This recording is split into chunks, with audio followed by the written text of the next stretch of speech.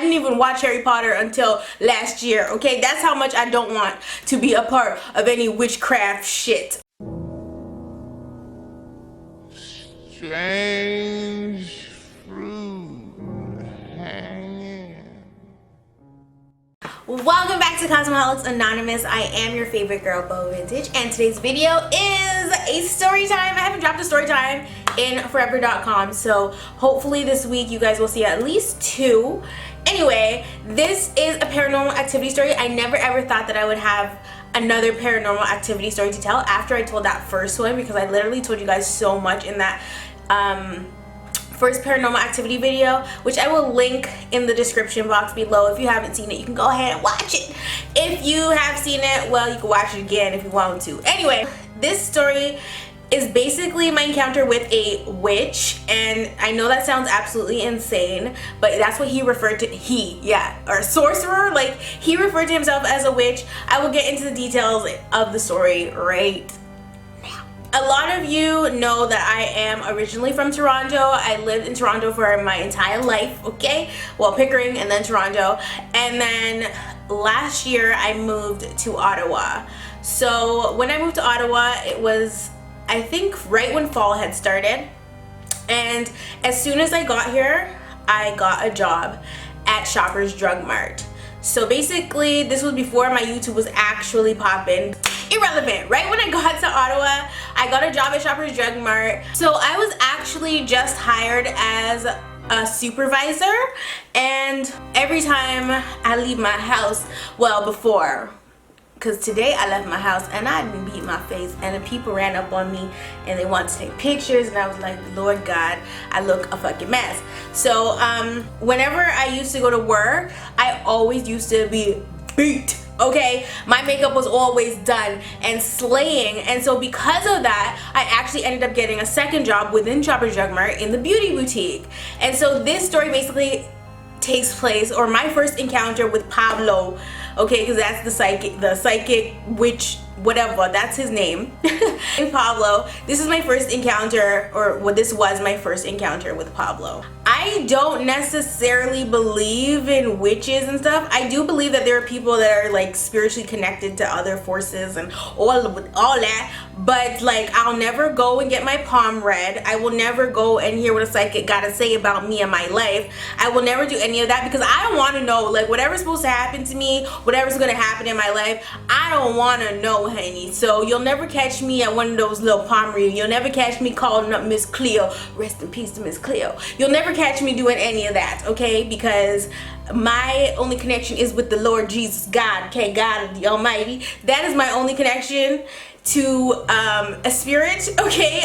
Everything else, I do not want any part of. No ghost, none of that, okay? No slithering, none of that, okay? I don't want no part, okay? I didn't even watch Harry Potter until last year, okay? That's how much I don't want to be a part of any witchcraft shit, okay? I don't want no obia, nothing. And if you don't know what obia is, you can go and like Google that or whatever. So I get a job as a supervisor. I'm working front store, and because of my makeup skills, they asked me if I want to go work on the other side, which has commission. I'm like, hell yes, more money, give it to me, I'm ready, let's go. So I had alternate shifts where sometimes I would work in the front at regular cash, and other times I would get to wear all black and work on the beauty side. So this day in particular, I think it was October, working in the beauty boutique, and this flamboyant homeless man comes in the store. Now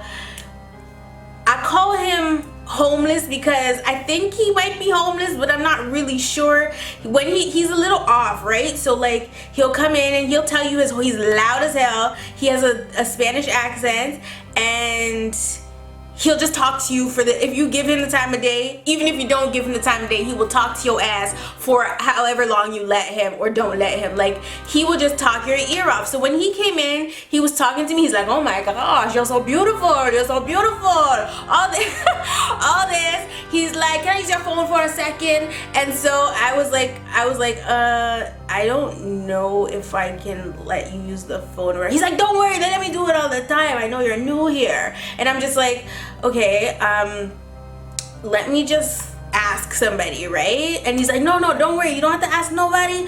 I'll give you the number, you can call, blah blah blah. I need to get in contact with my boyfriend, blah blah blah. And so I'm like, okay, whatever, no problem. Like, you know, I'm not gonna make a big deal about it, but it's just because I was new there, so I didn't really know the ins and outs. So he gives me the phone number and I call it, and it's telling me the number's not on service. So at this point, I'm like, he's certified crazy. Mind you, maybe I should give you guys a description of him, because he looked like Jack Sparrow with no dreads, long fingernails, but not like false nails, like long witchy fingernails. He actually does have witch fingernails, and he wears a lot of like costume jewelry. This ain't costume jewelry. He wears a lot of costume jewelry. He'll wear like a ring on every finger, sometimes 2 on every finger, and he wears like, I think he has a black trench coat. But just imagine that, okay? Jack Sparrow with no dreads, with long fingernails, wearing black, wearing a whole bunch of jewelry, looking very bohemian kind of. Like, if this is offensive, oh my gosh, I'm so sorry. I don't know, because I don't even know what a bohemian is. Like, I ain't gonna lie. But he's very like free, okay, we'll say that. So he's very free in the way he dresses, and he always would come into the beauty boutique and spray 10 different colognes on his ass, and he would just stink after. Or like, he would come in already smelling, and he would ask for samples. Like, he's just all over the place. He was legit all over the place. But I built a little relationship with Pablo. Anyway, so this is my first time meeting him. I'm standing there, I call the number, it's not going through. He's like, no, that can't be. So then I'm like, okay, well, you can call, and you know, you can listen, because it says the number's not in service. And so I let him call, and of course the number's not in service. He's like, I'm going to kill him, blah blah blah. My accent's horrible, you guys, I'm so sorry. And so he ends up giving up on that, and then he just starts talking to me, asking me my name, whatever. We're being really sociable, loud as fuck, sociable as fuck. Like, he could probably win Big Brother, I ain't gonna lie. He's talking to me, he's asking me my name, I tell him my name. He's like, what's your sign? I'm a witch. And so I'm like, a witch? He's like, I'm a witch, what's your sign? And I'm like, guess, because I always like for people to guess my sign, just because I feel like I'm a really obvious Taurus, and a lot of you guys have actually commented that I'm like a true Taurus. So I was like, guess. I like people to guess. So he guesses every single sign except for Taurus. I said, this nigga ain't no damn witch. Nigga, if you was a witch, you would have been able to tell me the day I was born. Like, are you kidding me? He's like, Sagittarius. I was like, nope. Leo, nope. Aries, nope. Capricorn, Cancer, nope. Keep going. And then I was like, I'm a Taurus, because I was looking at him, I'm like, I gave up on his ass. Like, don't tell me you a damn witch psychic ass nigga and then you can't even guess my sign. Like, he literally did not say Taurus. And so I'm like, I'm a Taurus. And then he's like, I knew, yeah, you look like a Taurus, blah blah blah. And then I was like, oh, okay, thanks, I guess. So he's talking off my ear, and then he's like, in May, you're gonna go on a business vacation, you're gonna have another job opportunity, and you're not gonna know what to do with this job, and it's gonna be very confusing for you, and blah blah blah blah. So I'm like, okay, thanks. And so after he left, I was just standing there puzzled. I'm like, business opportunity, my ass, business trip, where? Like, the only place I had ever intended to go this year was Jamaica. Like, I had no intentions to do any kind of business trip. And so I was like, well, come May, we'll see what happens. I didn't even realize how much of what he was saying was facts, okay? And I personally feel like somebody can't just come in and randomly guess that. Like, I never seen this man from anywhere. I promise you, he is like, if he's not homeless, he lives in a shelter. Like, that you could tell. Like, you can sometimes tell when people are homeless. People don't just come and tell you about your future without you knowing them. Like, he just can't meet me out of the blue and tell me that I'm gonna go on a business trip and all this shit and tell me about my whole damn life, even though he couldn't get that I was a Taurus, okay? And like, you just whatever. But like I said, I just brushed it under the rug. I didn't think anything of it. I wasn't thinking about him. Like, I think I might have tweeted about him, one time, but that was it. I mean, I'll look for a tweet. Anyway, he's a regular customer at Shoppers Drug Mart, so you see him all the time. Like, he comes in, like, I saw him multiple times after that, and anytime he would come in, he would like try to take my hand and talk to me. But y'all know, if you watch my Clickbait Needs to Die part 1, I don't do hands, like, ew. And because of how unhygienic, or like because of his lack of hygiene, him like trying to touch my hand, and ooh babe, I really just couldn't. I would be at the cash register, and if anybody, not just him, if anybody touched my hand, like even the slightest, bitch, if they touch my fingernail, okay, if they touch my little fingernail, I was pumping out the damn sanitizer. Like they had to replace my sanitizer at the front cash so many times because I abuse hand sanitizer when I'm on cash. But that's neither here nor there. Let's fast forward to May, or April. So April comes and I'm chilling. It's literally, I'm about to go to bed first of all. I have work the next day, and I decide to check my email. And so I check my email, and I get an email from MUHFKN. So Ipsy was inviting me to Gen Beauty. At this point, I probably only had 15, maybe 20,000 subscribers, and I was gonna buy tickets to Gen Beauty, but like because I had moved to Ottawa, that meant me having to drive 4 hours to Toronto to go to Gen Beauty. And so when I got that email from her, I still wasn't even thinking about Pablo, because I was just excited that I got an email to go to Gen Beauty, and I was going as an influencer, so I didn't have to buy tickets. This was a business trip, and so I was hella excited, and I was like, wow, like my YouTube, this is my first event, like my YouTube's going somewhere. And so I was super excited to go, whatever, wasn't even thinking about Pablo. And I wasn't even thinking about quitting my job at that point, because my YouTube hadn't picked up to where it is now, where, yeah, bitch, you can leave your job, bitch. But it was definitely like, when I started getting more subscribers and getting more watch time and all of that, I was able to have less shifts at work, but not like no work at all, because I needed that balance. Like I couldn't just up and quit my job. So anyway, business trip, we'll call this the business trip. So Pablo predicted that I would have a business trip sometime in May, and I did. I went to Toronto for Gen Beauty, and it was freaking awesome. And then I came back home, I'm chilling. I was still working, and I was at the point where I was like dreading getting out of bed. I was making a lot more money on YouTube than I had made in the beginning, but it still wasn't enough for me to say, okay, it's paying more than my job now, I can quit. It wasn't paying more than my job, so I was not ready to quit my job. I was not ready to quit Shoppers Drug Mart. And so plus I had 30% off. Like I love Shoppers Drug Mart, has everything. Like it got witch hazel, it got snacks, it got fucking food, it got makeup, which was my #1 priority. Like I didn't want to quit because of my discount, because it was 30%. And so I was just like, I need my discount, so I'm gonna hold on to this job as long as possible. My YouTube's picking up at a ridiculous speed. Like I couldn't even monitor my amount of subscribers anymore because it was just picking up way too quickly.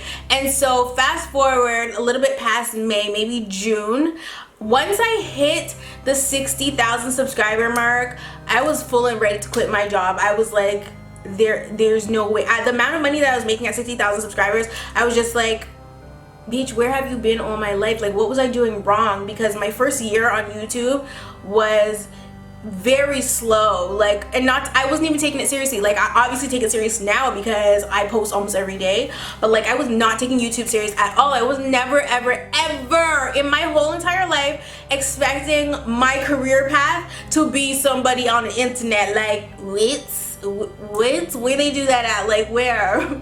How? Houseway, like somebody let me know, because I didn't even know it was a possibility to make money off of YouTube. Because I've had YouTube channels in the past. Like I used to do weird videos. Like we ain't gonna talk about those though. Like we're really not. If you see my old YouTube channel, shout out to you. All them bitches is on private, so you can't see the videos now, but they're still around. Anyway, I'm like so going off topic. I'm so sorry, you guys. Anyway, yeah, once I hit the 60,000 subscriber mark, bitches was ready to quit their job. I was making more money at home than I was making at work. And so it got to the point where I was like, okay, I'm just gonna do 3 shifts a week because it's enough. Like 3 shifts a week at Shoppers Drug Mart was enough. However, the lesser amount of shifts I would take at work, it would be an issue for me to get out of the bed, because I just felt like I'd rather just film today and make the money that way. I don't want to go to work, but I still needed to. Even though I was making more money, it still wasn't enough to support my habits and my lifestyle that I live, right? Like it just wasn't enough. I needed both jobs at that time, and so I decided not to quit. If you're paying attention to the story, because you're probably like, why the fuck is this bitch talking about this right now? Because Pablo said it would get to a point where I have to juggle or be confused as to what to do with my job, because I was trying to hold on to to Shoppers Drug Mart because I had my discount, and I truly enjoyed working there for the most part, which is not common for me to work at any establishment and fucking love it, except for like Hudson's Bay. Like I would always end up hating it or hating the people, but like I loved Shoppers Drug Mart so much, and I really didn't want to quit. But then it got to the point where it was like, if I go to work, I'm not uploading, or if I go to work, I'm coming home late and I'm tired and I don't want to film or something like that, but I need to keep the momentum of my YouTube going. So then once I hit about 80,000 subscribers, I was like, okay, you know what, 1 shift a week. We're gonna put this down to 1 shift a week. It's not a big deal. If with 1 shift a week I can still go to work, collect my little check, like it would only be like $100, but it wasn't there for the paycheck at that point. I was there for the discount, so it didn't matter how much money I was making at that point. Like a lot of times I would end up giving my shift away, but of course that becomes an issue with management and blah blah blah. I was down to 1 shift a week when, I think right before we went to Jamaica, I was down to 1 shift a week. Once I hit 100,000 subscribers, I was like, okay, definitely I need to quit my job because this is too much now. Like once I go to Jamaica and come back, I know for sure that I'm not even going to want to work like at all, because I'm lazy ass bitch. Like bitches ain't trying to get out of their bed to go work for the man, honey, to make the other people money. Like I'm really not about that life. Like I'm really not. I know a lot of people are, shout out to y'all, but this girl right here, Bougie, my nickname is Bougie, y'all. Like I can't do it. Like I literally can't do it. So I was juggling the two, and then a couple weeks ago I decided to actually finally quit, which was at the end of July. So I was scheduled for my last shift. I was scheduled every Thursday. I wanted to like make the release as smooth as possible, but as it was like Monday, and I was like, fuck, I gotta go to work on Thursday. Tuesday, I was like, fuck, I gotta go to work on Thursday. Wednesday came, I was like, fuck, I gotta go to work tomorrow. Thursday came, and I was like, I ain't going to work. Ain't no way. Why am I doing that? Like, why am I gonna go stand up on the other side of the counter and deal with these rude ass customers? Like, there's no way. So I called my manager and I'm like to her, I'm not gonna come in for my shift today. Like I was trying to call in sick because I was gonna make my next shift, which was next Thursday, not next Thursday, but like when this was happening, I was gonna call in next Thursday and go in for my last shift then. And so I was trying to tell her that on the phone. She's like, or you can just resign now. And I was like, deuces, see you never. Like I was like, okay. She's like, just send me an email and you know, whatever. And I was like, okay, cool. So I did, and that was the end of that. So Mr. Pablo, Mr. Predict Your Future, Mr. Witch, Mr. Harry Potter, Mr. Gandalf. Wait, Gandalf? No, that's not right. That's Lord of the Rings. Babe, Gryffindor. I was like, Mr. Pablo, Mr. Witch, Mr. Harry Potter, Mr. Gryffindor, Mr. Slytherin, Mr. Sorcerer, sir.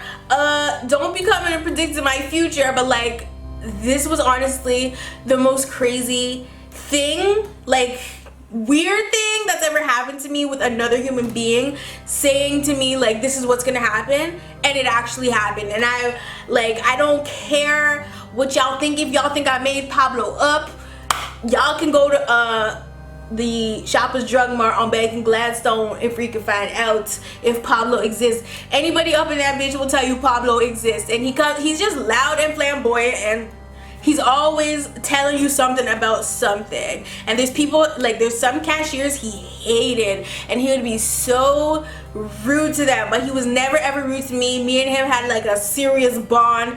And after I realized that, I remembered about Pablo a couple weeks ago, and I was like, yo, like this nigga came in, told me my life, and left.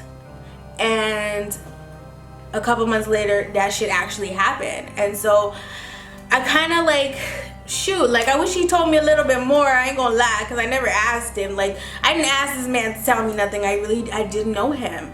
And so that is my paranormal experience.